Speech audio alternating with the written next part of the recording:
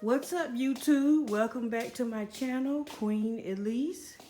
If you like what you hear, hit that subscribe button. Hit that post notification bell so you can know every time I post a video. Hit that like button and comment down below. Today, we're going to talk about medicine, healing, and which approach to use. I touched on a few shorts yesterday about what people would prefer because I've been on both sides of the spectrum. Okay, as a person who really have to be careful about any mood altering, mind changing situations because it's more than about substances, I have a lot of insight on this. So the question is, would you prefer medicine from a doctor, or would you prefer a holistic approach to medicine, which also can be from a doctor, but it's more of a natural way? And the reason why I say this is because being experienced in all different kind of areas of whether it be healthcare, mental or physical, doctors, therapists, psychiatrists, all of that kind of stuff, counselors, it's a different approach to everything. Now, okay, I'm gonna give you an example. On one end, I know some people who take medicine for blood pressure, diabetes, just name any other, high blood pressure, diabetes, just you could name any medical ailment. And people of color have been really tricked into taking metformin and lisinopril because metformin is the first thing that a doctor run to when you have diabetes. They want you to take metformin. Metformin really is bad for you, and it causes a bloating in your stomach. Well, that's how you really can recognize a diabetic, because of their bigger stomachs. And metformin has a lot to do with it because that's the first thing they do. They're going to put you on that metformin, especially people of color. Lisinopril. I can remember when they first prescribed me lisinopril, quote unquote, to help protect my kidneys. But it's a blood pressure pill. I don't have high blood pressure, but the doctor want me to take lisinopril, so I've been taking it. I don't have high blood pressure. Every time my blood pressure is checked, the normal is 120 over 80. Mine be like 121 over 79, or 119 over 78. Something like that. So that means I don't have high blood pressure, but I'm taking blood pressure medicine, And so now on the other hand, as far as mental health, I take something for anxiety, a pill, depression, a pill, something at night, a pill. But it's still a mind mood altering chemical. And some support groups that I participate in, they'd be like, well, a drug is a drug is this, a drug is that. And once you take a drug again, you're back in active addiction and all that. But I look at the times that when I had surgery, what I supposed to tell the anesthesiologist? Oh, I can't take that anesthesia because it can trigger active addiction. But guess what? I survived it. Okay? When I got out of my surgery with a big cut in your side, because I had hip replacements, and they put a steel rod inside of your body cavity, I couldn't tell the doctor, oh no, I better not take that the medication, the narcotic that they prescribed me.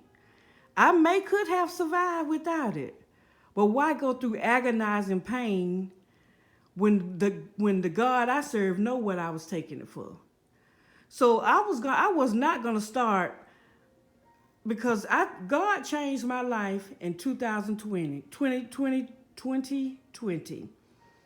And so when he did that for me, he changed my life in a lot of different ways. So I'm not going to sit here and be like, okay, once I had my surgery, I had to start all my life back over again. No, because the God I serve knew I had to have surgery. So it's a lot of fine lines and technicalities to, like I say, mind, mood altering situations. And that's why when some people say they want to use a holistic approach, like they may use CBD oils. I just want to let people know, don't let you or nobody else fool you until you don't messed up again. Because if that was the case, I know one man, it's all he hollered. He got 30 years clean. But he has had 17 surgeries on his neck. So he still claimed his clean time, so you still claim yours. Now, at the same time, anytime we're dealing with any medicine, we have to remember to keep our spirituality up so that way we won't start making bad decisions because of it. Because even the medicine that I take from the quote unquote, behavioral health team, is still a mind mood altering chemical. And so when people say, well, you're really not clean, you're really not sober, I just tell them this. I say, well, that may be the case. But at least on these drugs, I'm staying at home at night. With these drugs, I don't get into sketchy situations or be stealing the line, cheating, stealing from folk and going to jail. That doesn't mean that I'm perfect, but I like the fact that I can take care of my child today. With these drugs, I'm able to be that present person in my loved one's life, So you can say what you want to say about it. And like I say, if the man with 30 years clean can still claim his clean time and he don't have 17 surgeries, I can still claim my clean time with the few surgeries I have and the mind mood altering chemicals that I take from quote unquote behavioral health. So really it depends on the individual. Now at the same time, if you suffer from the disease of addiction, you just have to be mindful of every move you make in your life anyway. Because I don't see where when I left the streets and my first physical, I got an excellent bill of health. No diseases, no diabetes, no high blood pressure, ideal weight, everything. But once I got clean and went through my surgeries and was eating a lot of unhealthy food because I was substituting one for another, that's when I gained 50 pounds. My diabetes got out of control. My blood pressure medicine didn't work. I had to change up medicines. My diet was terrible, and my health had deteriorated. I'm just now getting back on track after 2 years of messing myself up because I was substituting food. Because it was a mind mood altering situation. I went overboard with stuff. I did not exercise. I was eating sweets and all kind of unhealthy foods, drinking so many sodas. See, now I don't got a grip on that because that nature that I was doing is part of the addiction. But it's like some people want to pinpoint different stuff to say somebody relapsed or you ain't doing right. That, it goes in every area. And in that case, I used too much food and my health deteriorated.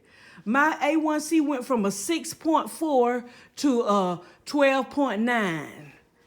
And when your diabetes is bad like that, you can slip into a coma easy.